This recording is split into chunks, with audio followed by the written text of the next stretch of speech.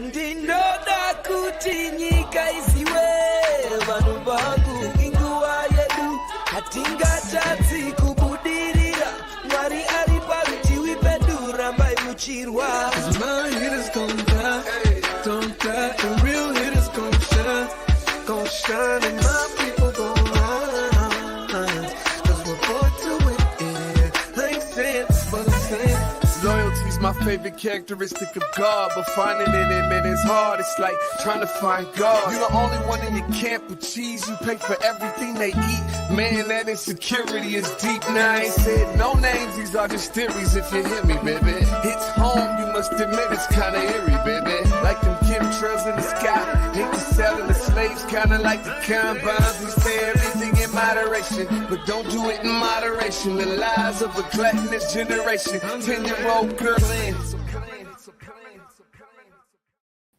Well, welcome everybody to the Day with Trae. I'm your host, Trae Holiday. I want to welcome you to a magnificent Monday. So excited to dive in with my guest today. I got Scott Plusquellec. Okay, look, there it is. Plusquellec.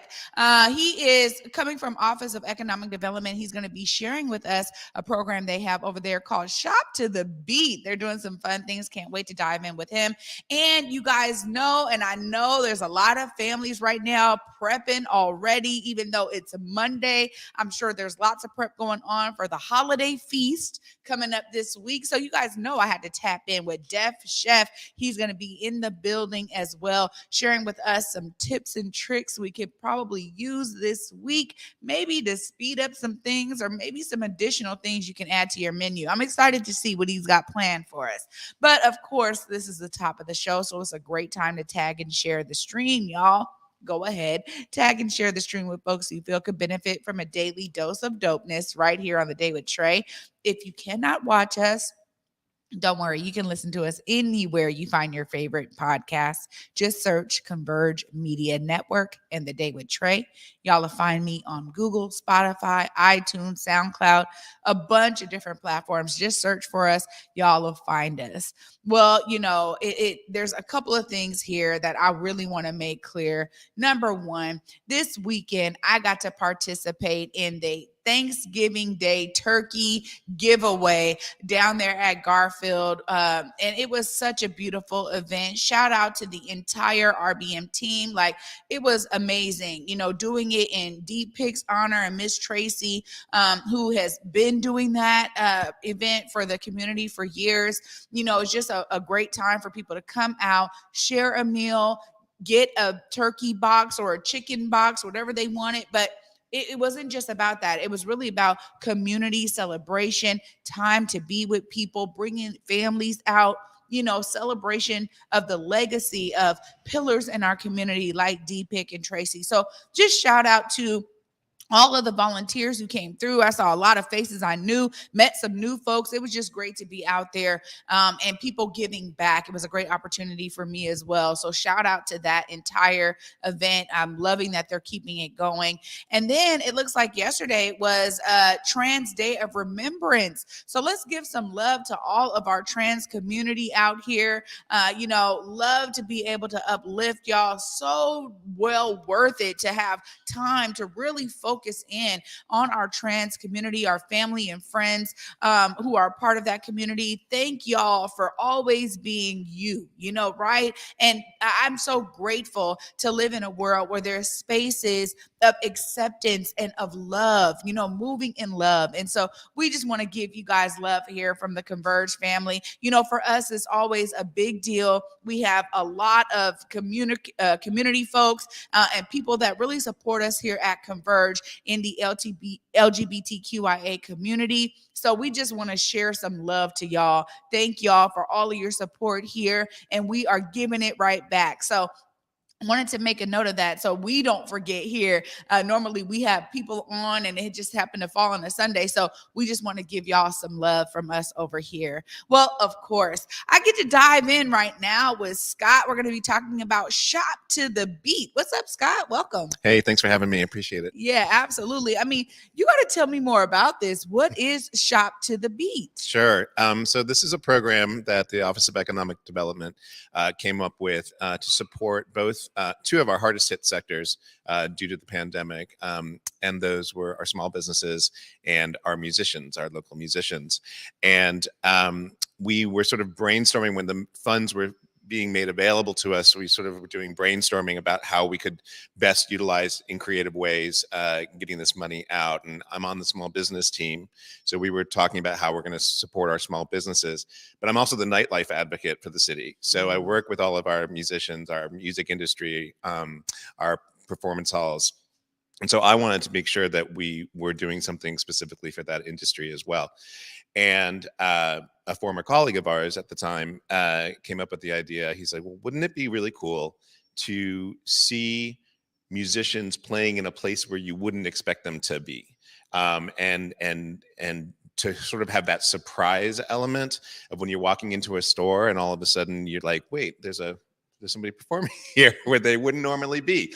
Well, that's intriguing. And so we thought that that would be a great way to, put money directly into the pockets of musicians while allowing them to perform, which they hadn't been able to do for 2 years, and stimulate foot traffic and hopefully therefore revenue to the small businesses, and as a way to liven up and generate excitement and color and interesting, vibes within our neighborhoods. So that was sort of the basis for how this came together, and it's been really fun, and it's really taken off. This is really innovative. You're talking about some fun ways of doing business, but supporting two hard hit sectors. And we know, I mean, we are going to be talking about, I think, the financial effects of COVID for quite some time, because it's just been one of those things where it's had a ripple effect on so many different industries. And it's important for us to be able to identify how we as a city, I think, can really showcase some different ways of doing business, because we've all had to make these adjustments. For you in your role, I mean, tell us a bit about what's really exciting to you, because, kind of serving in this dual capacity with small businesses and as a nightlife advisor, this is really like a real merge of what you're doing for the city. Yeah, it really is. And it's very exciting. It's been a tough couple of years because our live music places were the first to shut down, and they were the last to reopen. And they didn't have other revenue streams or modes by which that they could generate revenue for themselves, like restaurants could do to-go food and things like that. But they didn't have that. So it's been 2 years of trying to find them the support that they need and help them stay afloat, but also recognizing that because they were closed, our musicians couldn't perform and they couldn't make any money. And sure, there were some streaming options. People got into streaming, but that sort of was a novelty at the beginning that sort of wore off and wasn't really that sustainable, especially when you have everybody doing it. So this was a way to allow them to perform, put money, a competitive wage, directly into their pockets, and just get them back into that rhythm of being out there, connecting with audiences. And I firmly believe in my role that music is community. It's a way that we build community. It's the way that we come together. And so allowing that to happen in these small shops was just really intriguing. It's just a really fun way to, and the businesses have been responding. They just love it. They just can't stop talking how great it is. So it's a fun program. Well, when we have programs like this that work really well, even, through the innovation and, figuring out like this is a great way to do it, how are you guys thinking about this in terms of, future iterations of this program? If, Sure. the musicians are loving it, businesses are loving it, and I'm sure customers are enjoying it as well. Tell us a bit about some of the things that you could foresee for the future in terms of maybe allowing this to be more long-term. Yeah, it's a great question. Because this was the ARPA relief funds, they will run out at the end of this year. So we are constrained by how we will continue it. But that doesn't mean that we can't. And we are looking at ways that we would be able to identify other revenue streams to continue it. I mean, I'm getting calls from other cities around the country who have heard about it and are asking about it. So I think it's a vital program, and I think it's something that we need to make sure it continues. So yeah, we'll be looking at other revenue streams and budget items to try to keep it going and bring it back next year. I find that that's a lot of what we're also dealing with in terms of pandemic. The pandemic has allowed for certain funds to come in, but they are one-time funds. They're temporary funds, and yet cities are booming because of the innovative programs that are coming out of these funds. Yes, they're filling voids that COVID created, but at the end of the day, we realize that these are also very needed, even outside of the pandemic, and how much we could have been thriving if we had these kinds of funds before the pandemic, so that these kinds of ideas could flourish. So it's really interesting because I think every city across America is experiencing the ARPA funding coming through, doing something really cool with it, and then the community like responding to that. And then there being this kind of like, oh man, next year, what are we going to do? And even when we think about, I've been talking to Brian Callanan almost weekly, I mean, literally weekly, I say almost, but it is literally weekly, about Seattle's budget, right? And there's already shortfalls, the mayor's trying to fill. So this is one of those things where it's like, man, Seattle's doing something innovative. I always say Seattle has the opportunity to lead the nation with regard to some of our innovative programs. And this is one of them. So I love hearing that other cities across the nation are reaching out, but it is something that we really got to consider because these amazing programs need long-term funding. So I'm glad that you guys are thinking about that, because that's always, as a community member, that's always something I go to. When you're talking about how you've built this kind of community of musicians and small businesses, how did you guys identify who to work with and how to make that? Because sometimes that is a whole arduous process in and of itself. Sure. Tell us a bit about how that flowed for this particular program, Shop to the Beat. Sure. So we, as I said, we identified that we wanted to do small businesses. So we defined that as you had to be in Seattle. So you had to have your location be in Seattle and be brick and mortar. And you had to have a Seattle business license, and you had to have less than 50 employees. So that's a criteria that kind of is spread around all of the programs that we're doing with these funds. So that was an easy way to sort of limit that sector, but keep it wide enough open that a lot of people could participate. And so we worked with our business, the BIAs and our Only in Seattle team, doing outreach to communities throughout the city, and did a kind of a fairly robust media campaign, which this is part of. Thank you, to spread the word. So there's an application process. People can get on our website, and businesses can apply through that. And really, it's a simple process, and identifying them is easy. So it's pretty much, if you meet those criteria, you're in the program. As for musicians, we partnered with an organization called Gigs for You, who I had worked with before and knew through their work out at the airport, at SeaTac Airport. They do the music at SeaTac program. And it was kind of a no-brainer to partner with them because they had the infrastructure, they had the insurance, the liability insurance that we needed, and they had a roster of musicians. But what was great about working with them was that they also allowed us to open it up to other musicians who weren't on their roster, but who wanted to participate in the program. And so there's also an application process for musicians to go to Gigs for You and fill out their application form. And then there's we have a little promo code S2B, so capital S, numeral 2, capital B.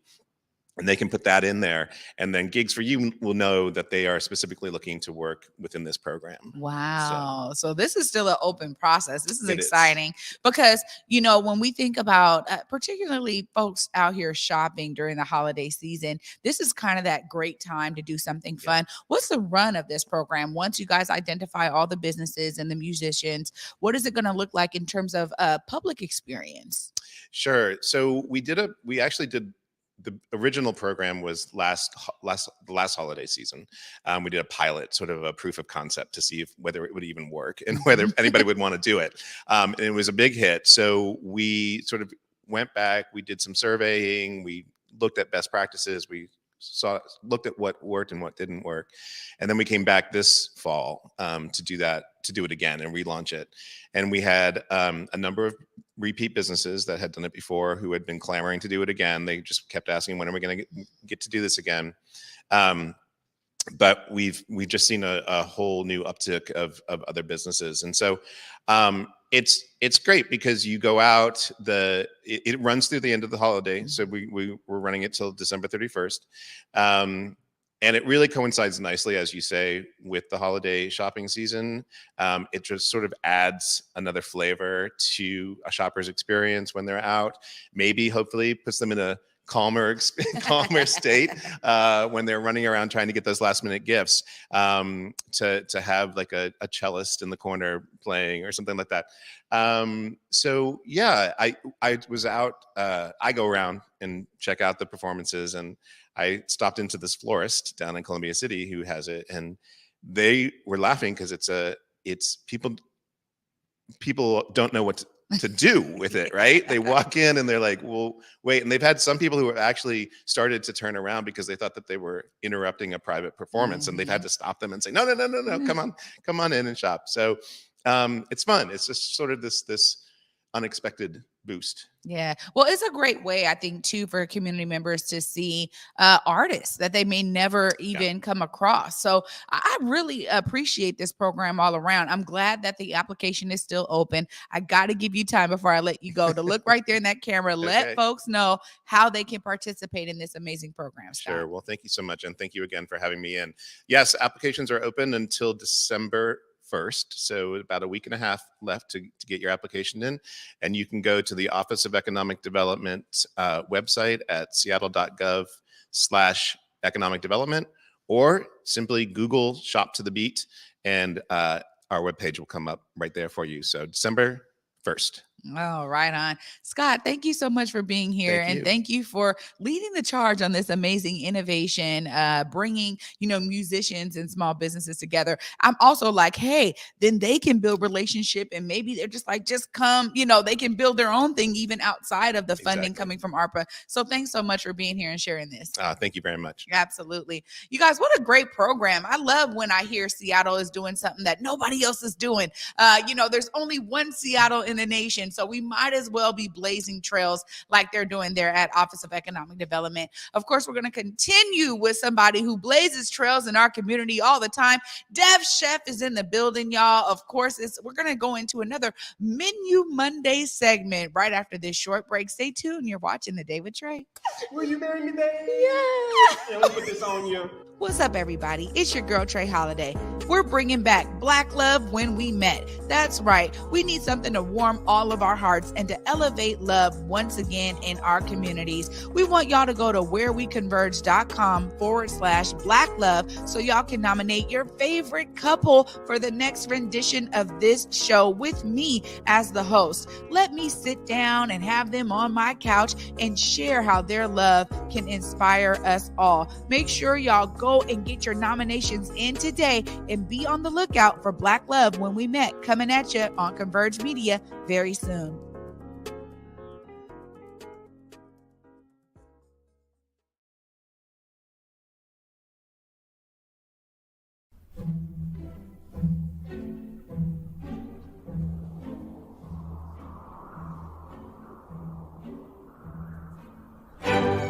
A world of wonder awaits at Pacific Northwest Ballet's The Nutcracker. Treat your loved ones to the Northwest's favorite holiday tradition at Seattle Center's McCall Hall. Tickets start at $27. Visit pnb.org. Habari Gani. My name is Noni Irvin, and I am the creator and founder of Kanara Park Kids, as well as the president of our sister nonprofit, Black for Charities, a 501c3 fiscally sponsored by Shunpike. Together, we are hosting the Kwanzaa Awards because it is important that we acknowledge and recognize the contributions and efforts of individuals and organizations who are showing us what the Kwanzaa principles look like throughout the year.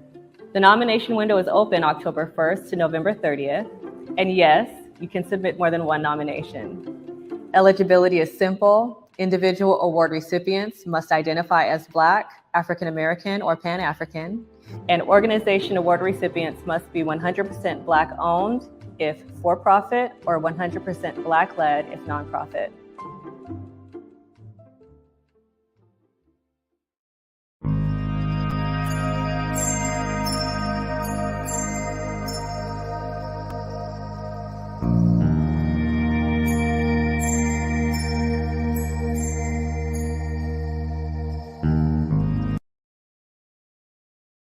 Join us this holiday season at the Fifth Avenue Theater and feel the power of love overflowing with The Wiz.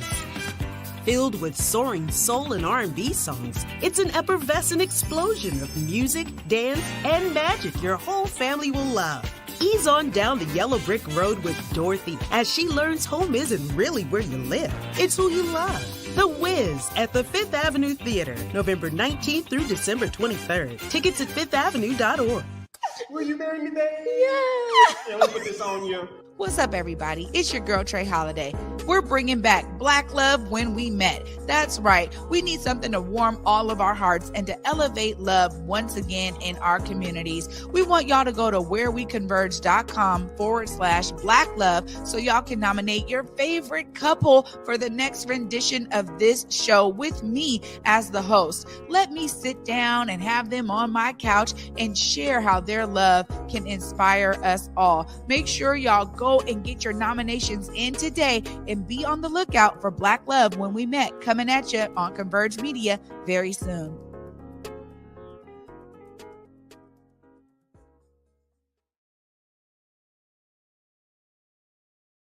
Basically, fam, believe in giving. Like, we have to be willing to give more, and people seem to always think giving means money, but nah, bro. It's like you can give time, you can give understanding, you can give access, you can give a listening ear and an open heart. You can give and share your God-given gifts and talents, but you just got to give.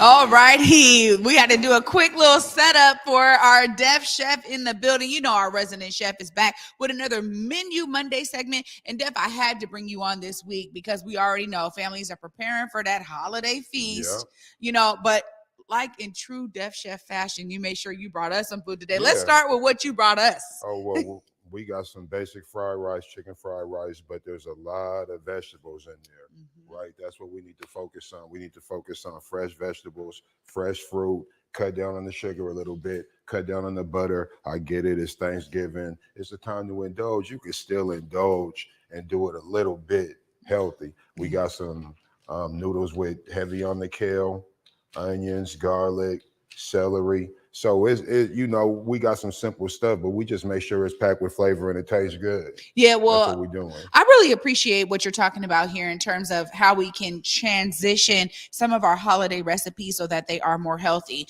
You're talking about adding more vegetables, and I think there's some dishes that some folks may not even think to add vegetables in. You know, one of the things my son loves is kind of like mac and cheese with broccoli, right? And he's like, Mom, just throw some broccoli in there. And I love that. But, you know, when you think about cutting down on the butter, sometimes that's the hardest part for folks. Are there alternatives they could be using? Yeah, there's different types of butter. So you could use almond butter. I don't know, like they have all types of different things that you could use, but I'm talking about that Dairy Gold, Land O'Lakes, old school butter, that block of butter that we use. You could do what you do. I understand it's hard to change these habits, but you could even have some different food, right? Because let's be real, we have the most unhealthy food.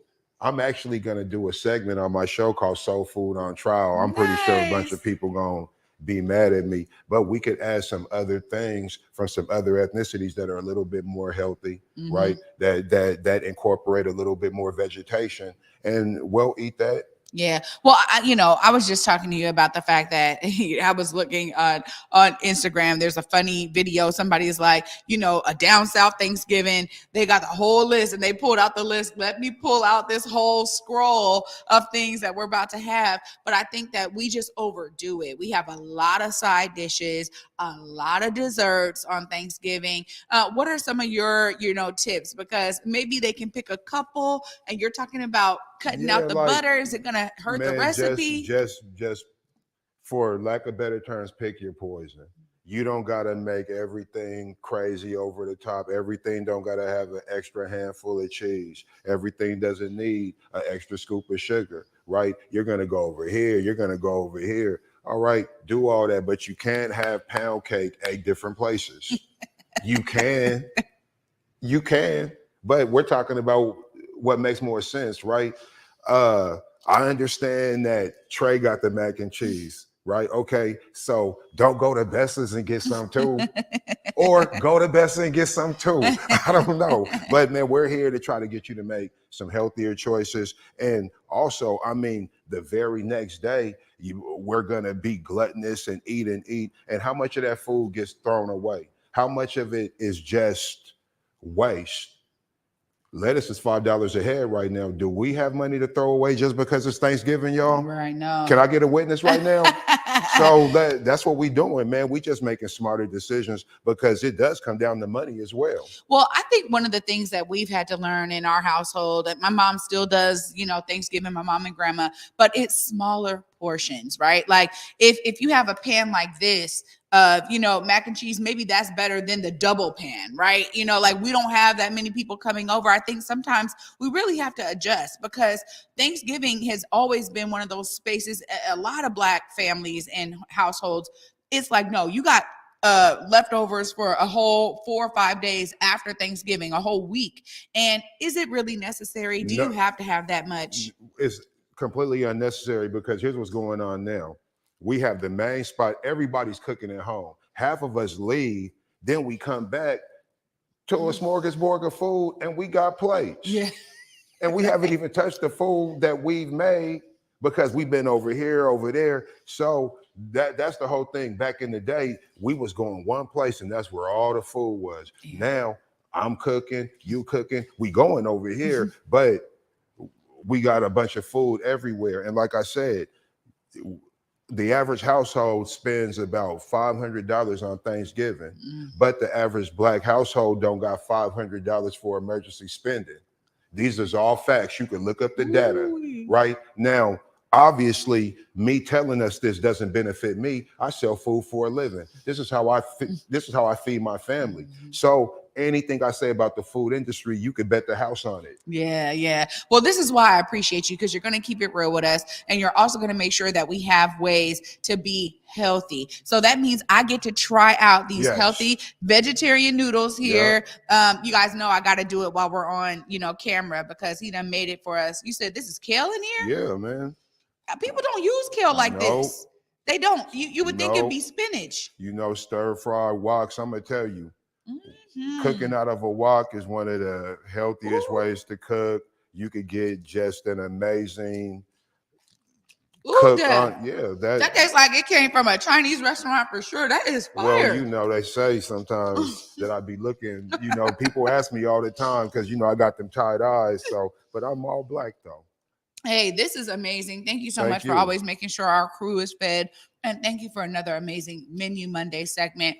You're talking about your show. I know you're doing things in the community. Look right there. Let them know how they can tap in with you, Def. Man, you guys know how to tap in with me. Hit me on most social media platforms. Really catch me doing events and in the community. That's really what I do. I try to stay available. If you don't have it, let me know. We gonna get it for you. I never tell my people no. Yeah. Never tell you no.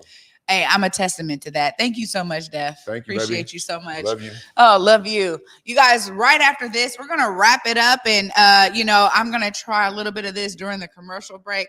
Don't judge me. It's about that time to eat. Stay tuned right after this, y'all. You're watching The Day with Trae. Join us this holiday season at the Fifth Avenue Theater and feel the power of love overflowing with The Wiz.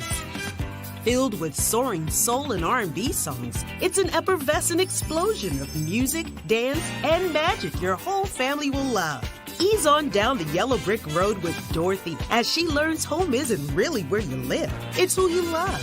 The Wiz at the Fifth Avenue Theater, November 19th through December 23rd. Tickets at fifthavenue.org.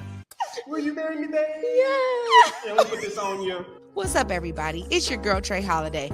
We're bringing back Black Love When We Met. That's right. We need something to warm all of our hearts and to elevate love once again in our communities. We want y'all to go to whereweconverge.com/Black Love so y'all can nominate your favorite couple for the next rendition of this show with me as the host. Let me sit down and have them on my couch and share how their love can inspire us all. Make sure y'all go and get your nominations in today and be on the lookout for Black Love When We Met coming at you on Converge Media very soon.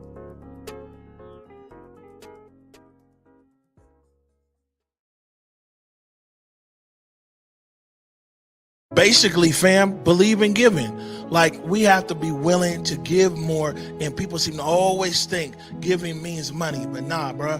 It's like you can give time, you can give understanding, you can give access, you can give a listening ear and an open heart. You can give and share your God-given gifts and talents, but you just got to give.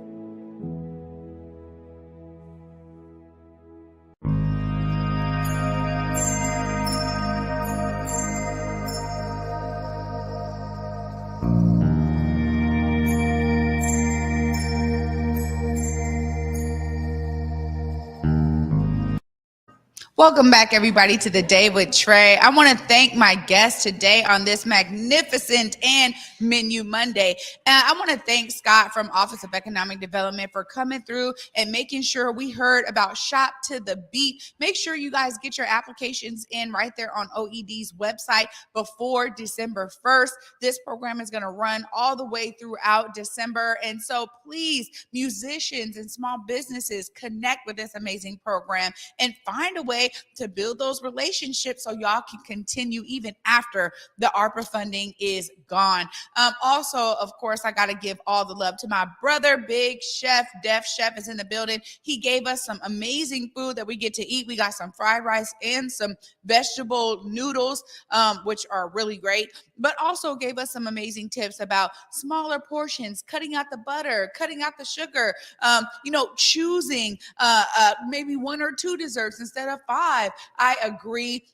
And also, for those of you who do move from one household to another, think about all the plates that you're collecting at the end of the day. How many do you really need? This is really important for us to remember because we know that this is the season where we tend to overeat, y'all, and it is not necessary. We can actually eat until, like my mom says, hey, I just eat until I'm full. Then the rest I got to deal with on another day. Take that tip for yourselves, but also enjoy this holiday season coming up this week. I want to thank those guys for being here today. I want to thank you, of course, for me. Be inspired, y'all. Everybody is finding ways to see themselves as a part of the solution. Make sure you are too, so we can make our world a better place. And for me, until tomorrow, y'all, at 11 a.m., peace.